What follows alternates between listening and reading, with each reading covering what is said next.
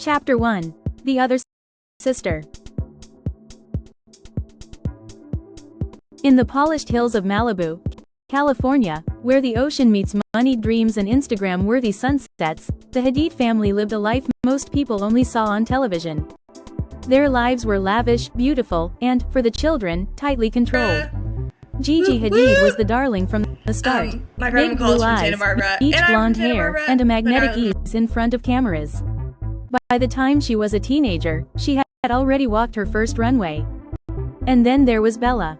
Isabella Kerr Hadid, the middle child, quiet, observant, serious, even as a little girl. She didn't bounce into a room the way Gigi did. She didn't speak unless she had something to say.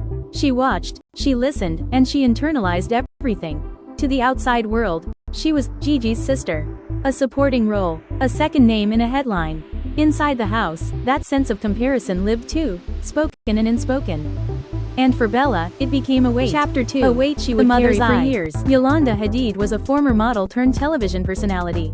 Known for her poise and strict lifestyle, she brought her past with her into parenting, discipline, beauty, and control were paramount.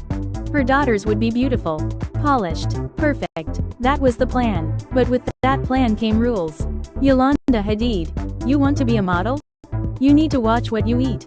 You can't have that cake, darling. Bella, who was quieter and more sensitive, took these words differently than Gigi.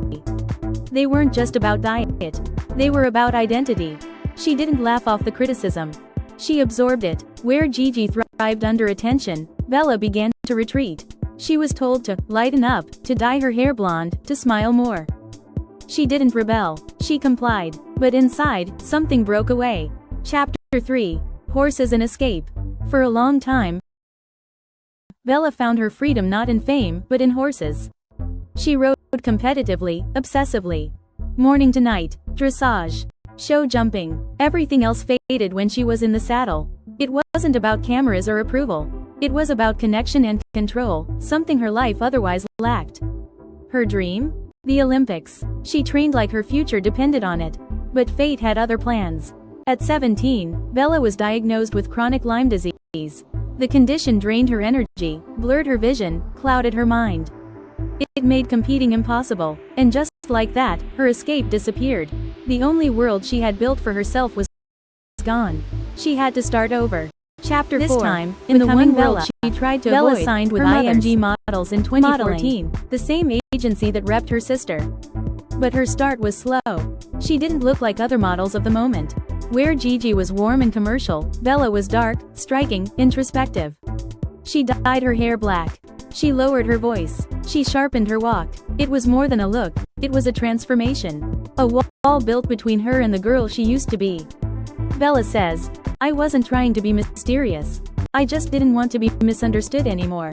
Fashion began to take notice. Photographers loved her angles. Designers admired her cold intensity. She became the face of high fashion's shift, from smiling beauty queens to complex, almost alien elegance.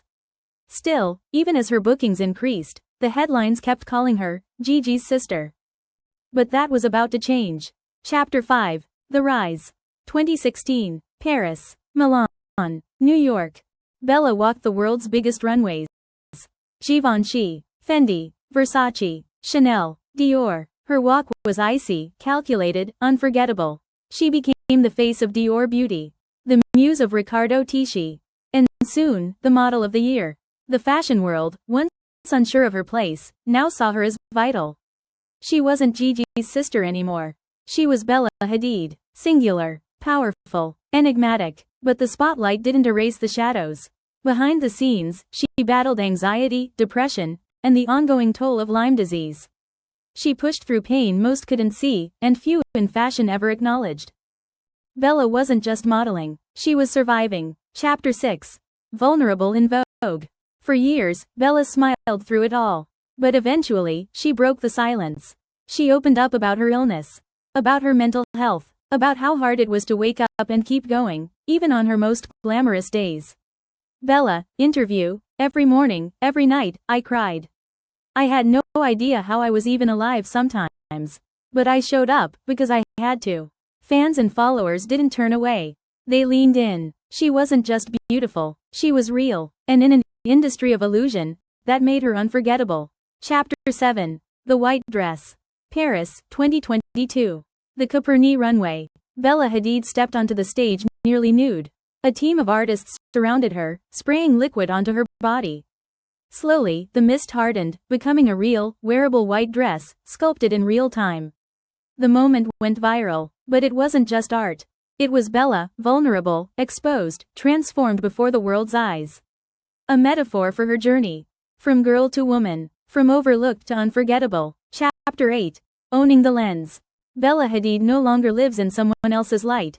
She's built her own empire, walking the world's top shows, fronting campaigns for Balenciaga, Marc Jacobs, and Burberry, and using her platform to speak on mental health, the Palestinian struggle, and self-worth. She is powerful, political, personal. She is still quiet, still intense, but no longer afraid. Once, she was the other Hadid. Now,